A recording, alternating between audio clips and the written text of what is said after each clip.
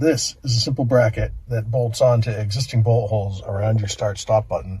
So push in, it stays lit. If you push it and hold it in all the time, it stays lit all the time. It never shuts off, and you never have to worry about your start-stop function anymore.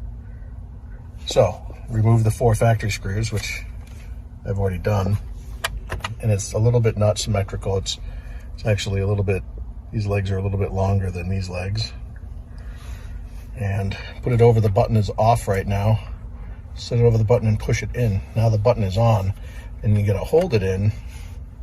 Take the long screw that's provided, the upper right hand corner hole, and screw it in.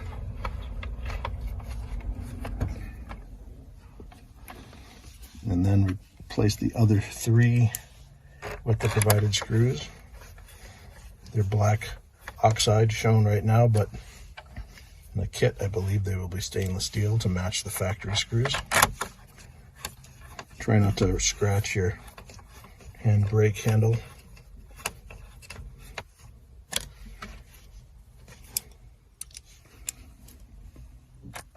And voila, installation is complete. It stays on. Can't push the button to get the button to turn off. Stays on all the time. Turn the car off, button stays lit